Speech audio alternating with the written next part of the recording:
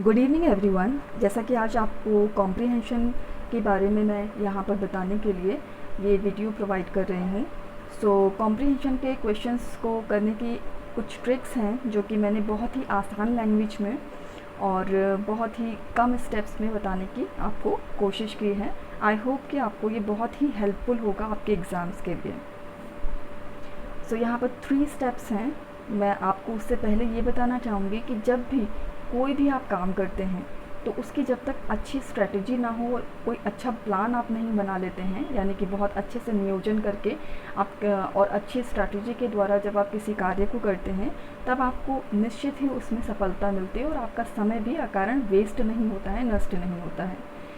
और अगर आप इस स्टेप्स के द्वारा अपनी कॉम्प्रिहेंशन के क्वेश्चंस की प्रैक्टिस करेंगे तो डेफिनेटली कि आपका समय भी बचेगा और उस बचे हुए समय को आप उन क्वेश्चंस के लिए यूज़ कर सकते हैं जहाँ पर आपको समय ज़्यादा लगता है या बहुत कॉम्प्लिकेशंस होते हैं।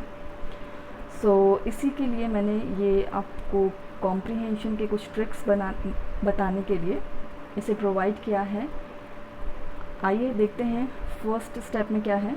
Read the question carefully instead of reading complete comprehension. पूरा पैराग्राफ पढ़ने के बजाय आपको प्रश्न को पढ़ना है। जो 5 क्वेश्चंस दिए जाते हैं पैराग्राफ के अकॉर्डिंग आंसर्स देने के लिए, तो उन क्वेश्चन को अपने सीक्वेंस में, जैसा कि आप उनका आंसर देना चाहते हैं 1 बाय 1, तो उसी सीक्वेंस में आपको उसे पढ़ना है। मान लिया कि आपको क्वेश्चन पढ़ने पे नहीं समझ में आ रहा है कि क्या पूछा गया और इसका क्या आंसर होना चाहिए, मैंने सेकेंड स्टेप को इसी से रिलेट किया है कि if not understanding properly then read first 4 and last 4 lines in paragraph. मतलब पैराग्राफ के पहले की जो 4-5 लाइनें होती हैं, लाइन्स होती हैं, उन्हें पढ़ें और लास्ट की 4-5 लाइन्स हैं उन्हें पढ़ें। उससे क्या होगा कि आपको ये समझ में आ जाएगा कि इस पैराग्राफ में किसके बारे में बात की गई है, क्या बताया गया है और कहाँ पर एंड हुआ है, क्या कंक्लूज़न निकला है। तो इससे आपको बहुत आसानी हो जाती है अपने क्वेश्चन का आंसर देने में।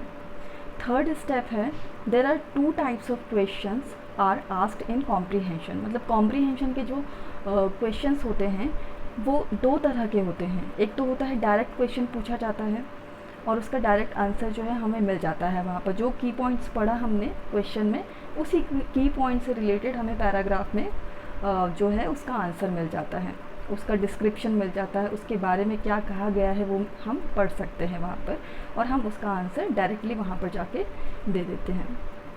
सेकंड टाइप का होता है इनडायरेक्ट क्वेश्चन। इनडायरेक्ट क्वेश्चन किस तरह के होते हैं? टाइटल होता है, जैसे कि टाइटल पूछ लिया जाता है, यानी कि टाइटल को हम शीर्षक बोलते हैं। थीम होता है कि इस पैराग्राफ का क्या थीम है, और विवरण आधारित यानी स्टेटमेंट के आधार पे आपको क्वेश्चन पूछ लिया जाएगा।